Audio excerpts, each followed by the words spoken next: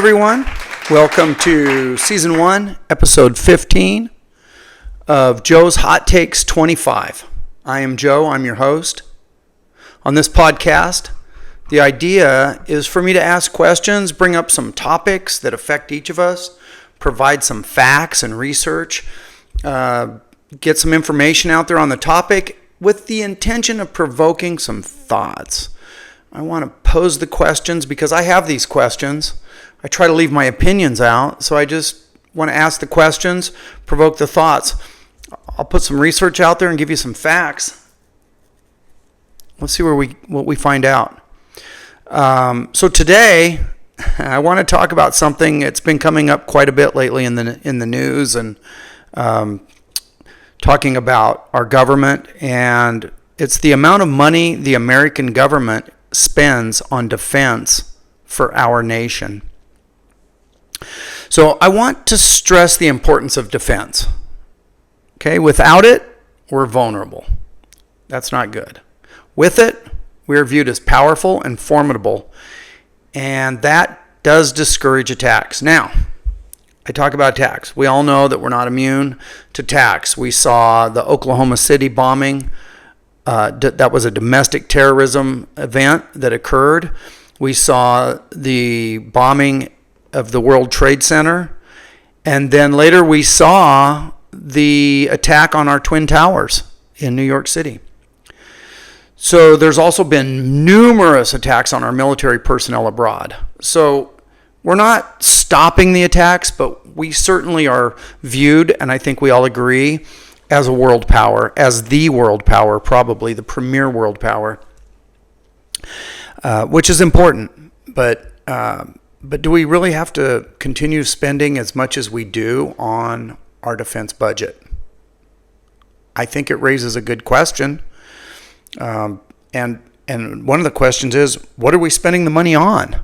What is it that we're spending all of this money on? And who is benefiting financially because of the spending? Who gets the money? And then, is there a way to reduce the amount of spending? Can we reduce the spending and still remain a superpower in this world? These are questions that I have. Let's gather up some facts. Let's get some information out there. Provoke some thoughts. You decide. See what makes the most sense. All right. If we're really going to talk about how much money we're spending, then maybe we better talk about how much money are we spending. And so let's start with our budget. And it's a big one, folks. Since 1980, defense spending has risen by 62%. This is climbing from $506 billion to $820 billion by 2023. Now, after adjusting for inflation, okay? So, in fiscal year 2023, the United States spent approximately $820.3 billion on defense, which is roughly 13.3% of the entire federal budget. 13.3% of our budget went to U.S. defense. Okay. So let's talk about how that affects each of us individually as the taxpayers that are paying for this. So this figure represents the per capita spending, right? Meaning the total defense spending divided by the U.S. population. And keep in mind, not everybody pays taxes, right? We have children, we have a lot. So this is divided by the population of the U.S. The U.S. defense budget costs each American around $2,220 annually. $2,200 annually. Well, that's great if it's just you. So you can peel $2,200 out of your paycheck, and that's about what's going just to our defense program out of your pocket every year. If you're a family of 5 and your wife works, and you as a man and your wife works, or your spouse, significant other, then you have to take the $2,200 per person, which is 5 people in your family, but only 2 of you are paying for it. because the kids aren't paying taxes. Ouch! We're talking about a tremendous amount of money that we're putting out every year. Okay, so if that doesn't give you something to chew on, I don't know what does.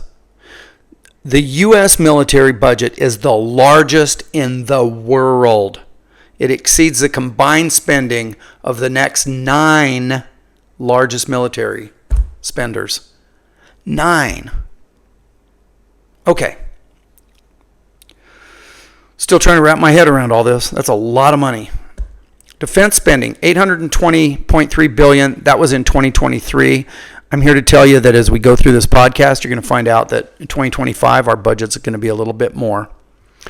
Global ranking, where do we rank? The U.S. spends more on defense than any other country, right? 2022 National Defense Strategy, some of our priorities were this: countering China, deterring attacks, defending against cyber and other threats, okay? Spent a lot of our defense money on that.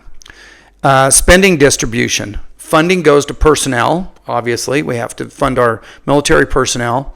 Operations, maintenance, procurement, and then R&D, or research and development. That's where the spending is going. That's how it's distributed throughout that budget. Now,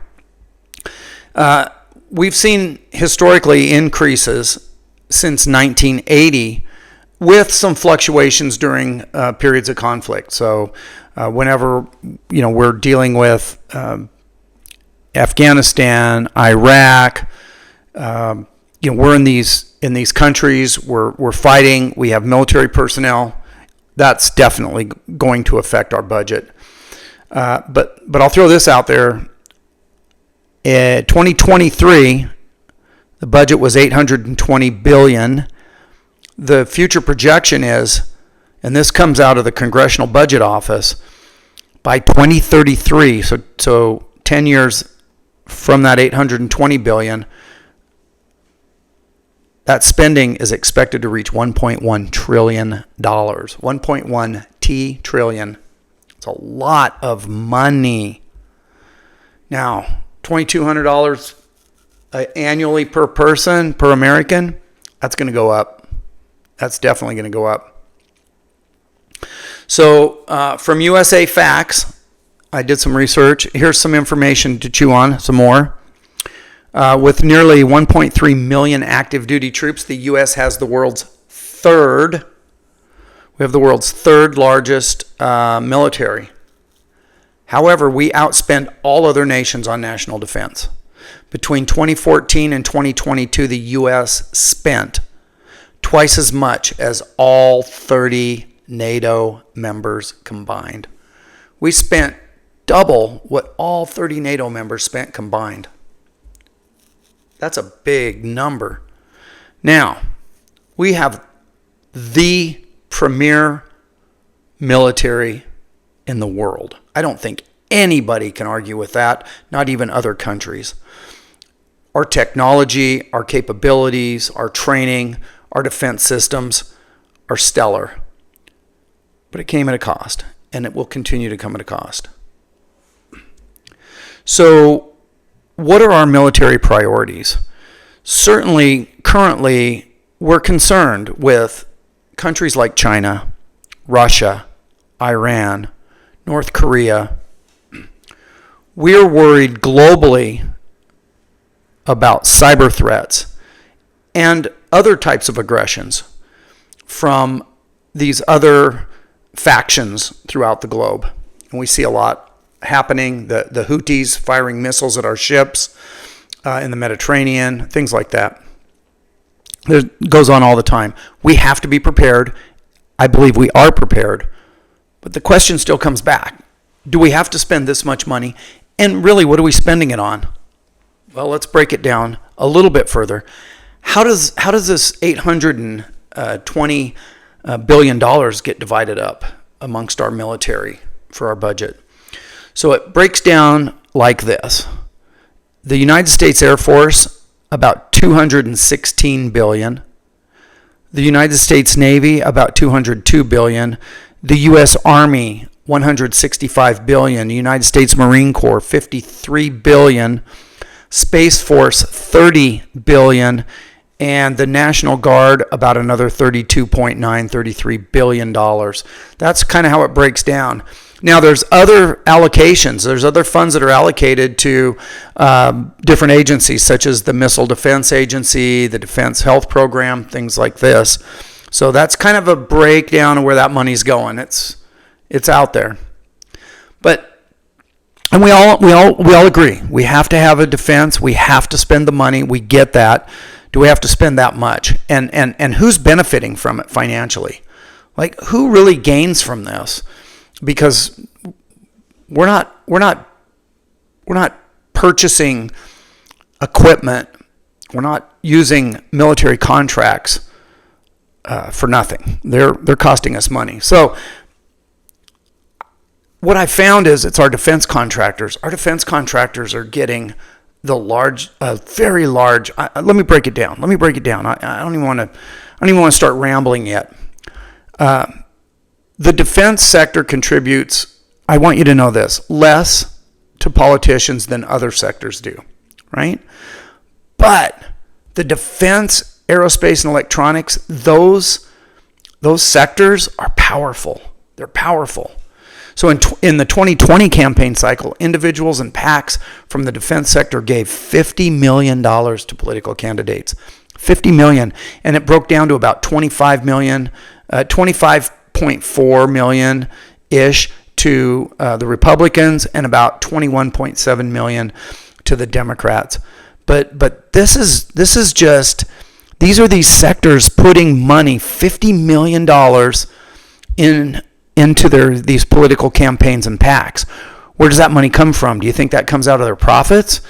No, that's what that is you guys, that's regurgitated money that the taxpayers have put in, right? These funds are going into these general funds for these corporations and these contractors, and then they have to, I'm sorry, this is going to sound terrible, but we have to buy politicians, right? So they're going to buy these political candidates, and that's it. You always follow the money. You'll find out where it's going. If you follow the money, you'll find the root of the problem. You'll find the evil behind it, right?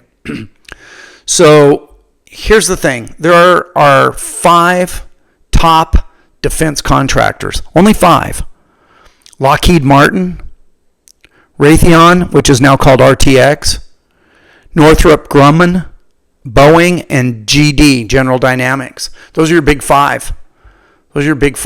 And so from 2013 to 2022, these 5 received 30% of military contract spending. 30% went just to the contractors, right? The other 60% went to all of our other facilities, paying for our troops, paying for food, paying for different bases, building bases, transports. The list goes on and on and on. But just know that 1/3 of all of that budget went to contractors, only to contractors. And over that period from 2013 to 2022, we're talking about $1.1 trillion. $1.1 trillion. Why are they so high? Why are these numbers so big? Right? We want to know. Why are these numbers so big? So part of it is we're dealing with limited competition, right? There's very few qualified contractors out there that can deal with these military contracts. And quite frankly, that leads to less competition. Less competition, well, I can charge what I want. I have what you need, you pay. There's another thing out there that's called sole source contracts. And these are contracts that provide a service or provide a product that only that company or only that source can provide. Prices really rise when only one company is eligible to fulfill those type of contracts. Okay? That's sole sourcing, and it's out there. Because let's face it, folks, this is military, right? Not everybody makes missiles and rockets and listening devices and night vision. There's very few companies that really do this, and to the standards that the military needs this equipment at. Which brings in the next point is high equipment and testing costs, right? Military grade gear, it has to meet some extreme durability standards. Think of the most extreme things: weather conditions, hot, cold, dry, wet, on land, in the ocean, in the air. The things that our military relies on to protect our country and to protect our citizens and to protect themselves has to meet extreme durability standards. It has to. That means it's going to cost more money. We all understand that. I don't think anybody's going to argue that we need to provide our people with the best possible equipment we can. But, and I'll talk about it here in a minute, do we have to pay that much for each of these items?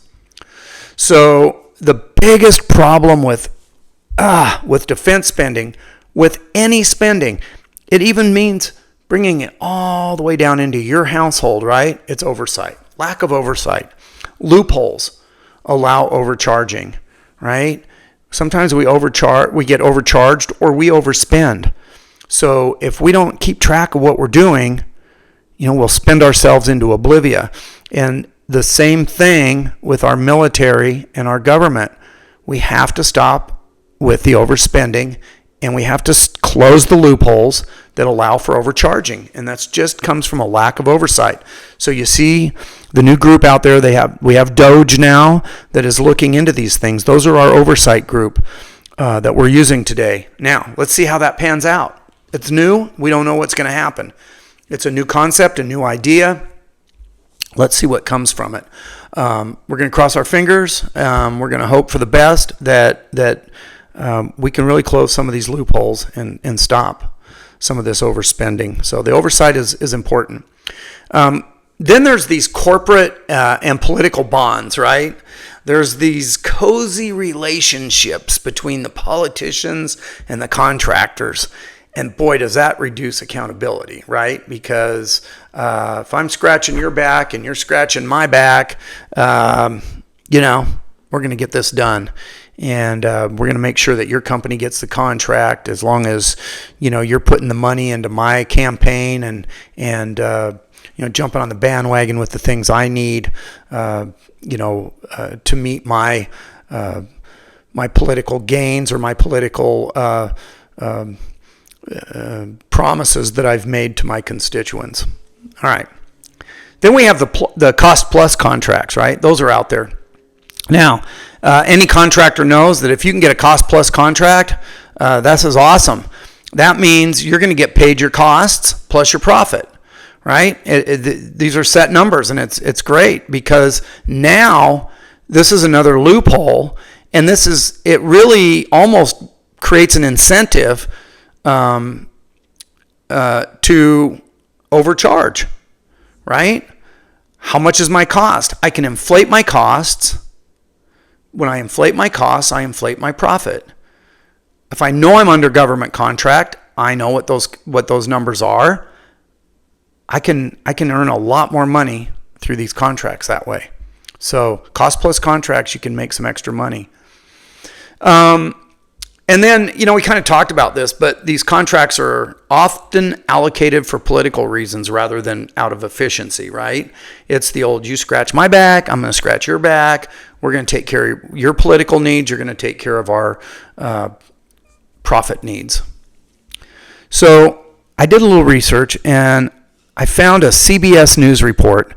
I believe this was a 60 Minutes report, aired back on May 21st, 2023. It was a 7 p.m.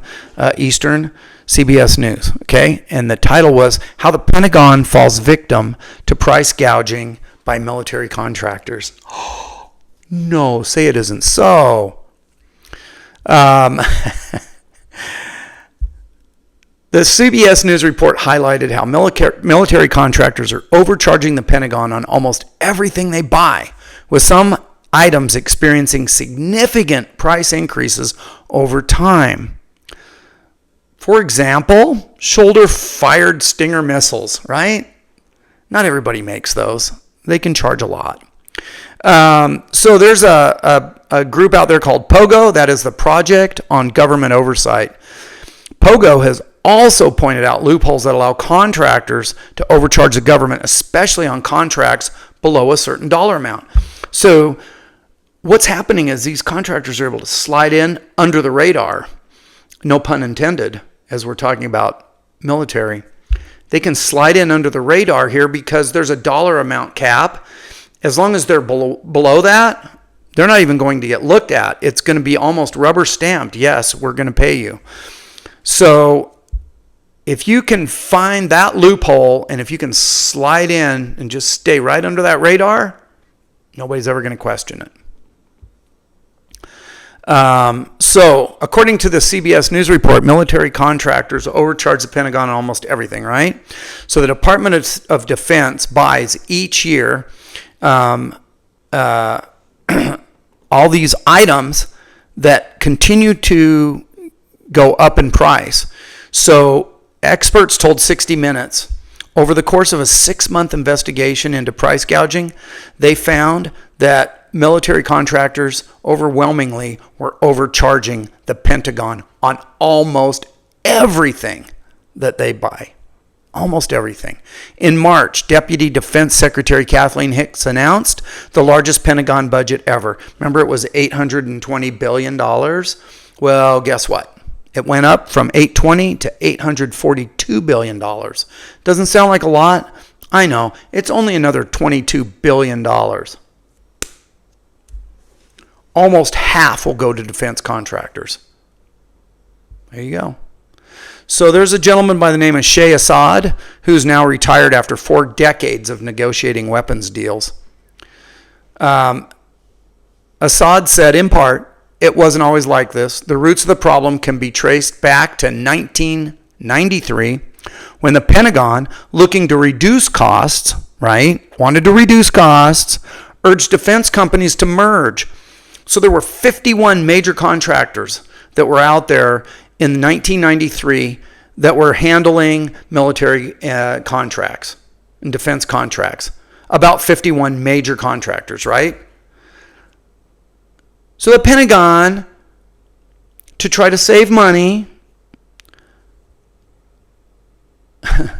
urged these defense companies to merge.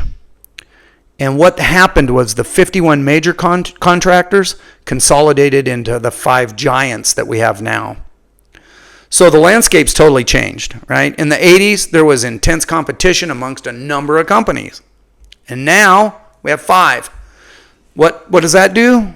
When you have 50, you have leverage. When you have 5, we have limited leverage, because we've only got 5 companies to go to. And some of those companies specialize in certain things, so those are sole source providers. That means more money. So that's price gouging. So what is price gouging? Like, give me some examples, right? You guys are like, Joe, give me some price gouging examples. What are you talking about? Okay, I know I'm talking in, defense contract. Well, let's break it down to items. So here's one. You can look this up. All this information is available. You can find it. I've looked at various resources. This is some of the stuff I found.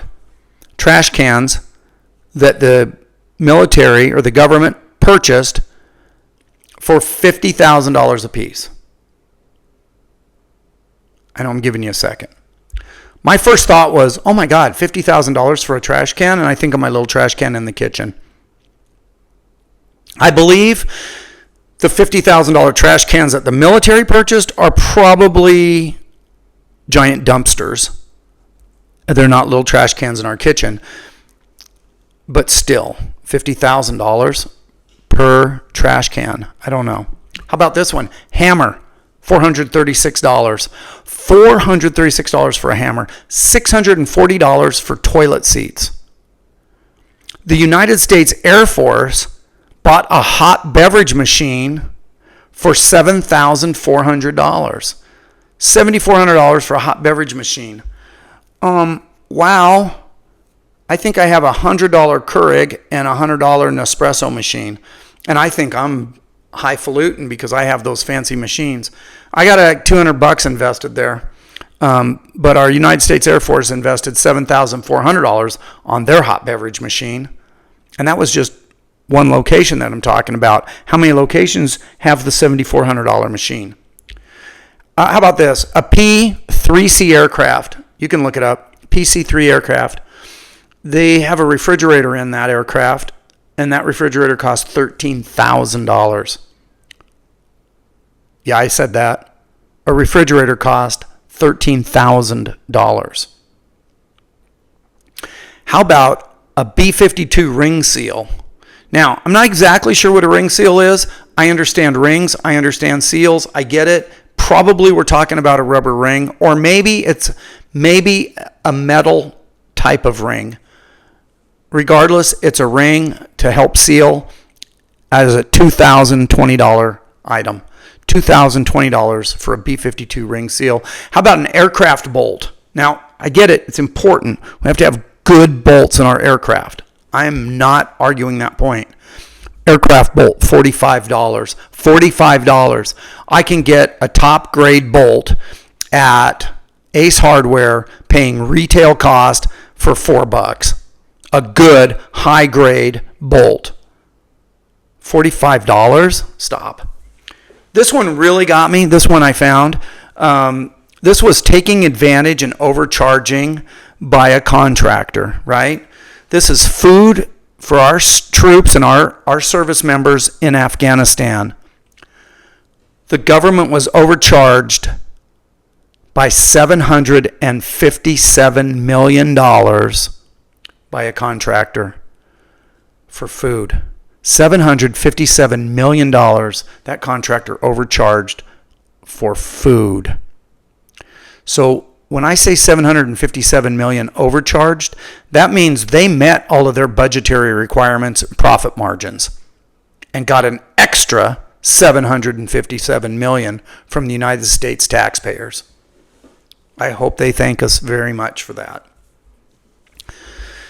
Keep in mind the F-35 fighter program, just going to throw this out there, lifetime cost is near $2 trillion for that F-35 fighter program. Lifetime cost, about $2 trillion. It's a lot of money. So how can spending be reduced? If we can't reduce total spending, at the very least, we can ensure that every dollar is spent efficiently, right? That's what I think. So I mean, here's some ideas. So here's my questions. Can we reduce spending by using some of these ideas? My first idea would be this. What about capping prices? For example, no more $436 hammers, right? Maybe $50, right? So the United States government, the defense budget contracts say we will purchase hammers up to $50. Up to $50. We'll pay up to $50 for a hammer. Go to Ace, go to Lowe's, go to Home Depot, see how much hammers cost. They are not $436. I'm sorry, not their best hammers. Okay? All right. How about this? What if, this is a question, what if we were to audit the Big Five to ensure profit margins are fair and items are reasonably priced? This goes back to oversight. What if that happened? Okay? Maybe we can squeeze those prices down a little bit. What if we streamline the R&D, right? Research and development. The 2024 budget included $145 billion in research. That's just research and development. So should all of that be necessary? I don't know. But, I just talked about Doge. Maybe that's something that can be looked at, and maybe we can reduce some of that spending as well. And what if we were to privatize some non-essential programs? When I say non-essential, I'm going to talk about like the Space Force. That remains under the defense contract. Could that be moved to private industry? Now, don't get me wrong, folks. I understand we have to have satellites. We have to have defense in the sky and in space. We have to do that. That's super important. But what I'm talking about here is the Space Force. Does that need to be part of our defense spending, or can we privatize that? We're seeing it right now with Blue Horizon. We're seeing it with SpaceX. They're taking astronauts into the skies now and into space. Maybe we can privatize that. Let private companies do it. And then I just said it, I don't know, so many times now, strengthen that oversight. Just eliminate these loopholes and that allow the mislabeling of items and the lack of justification. Squeeze it up, tighten it up, tighten it up. So let's jump into some final thoughts here. So here it is, folks. Things you may not have known that contribute to our massive defense budget. And the thoughts I have based on the questions, those would include, why don't we put caps on the amount spent on defense items, right? Like the $400 hammers. And should we cut unnecessary research programs? And should we privatize some efforts? Like, for example, the space program. So these are just questions. I really don't want to put a whole lot of opinion in here, but I just want to ask the questions. And maybe some of us haven't ever really looked into it to understand that right now, today, and actually, I take that back. 2 years ago, we were, as Americans, spending $2,200 per citizen on defense. $2,200 annually per citizen. That number's gone up. So these questions and more questions like this should provoke some thoughts about our defense spending. And with that, you guys, I'm going to bring this episode to a close. Right? I put it out there. I encourage each of you, stay curious. Stay curious. It makes us think. It makes us talk. And we ask questions and we look up and we get answers. That's so important. So stay curious. Stay informed. The most important thing I can say today is this: please be kind to one another. Please always just be kind to each other. So important. We'll see you on the next episode of Joe's Hot Takes 25. Thank you for listening, and bye for now.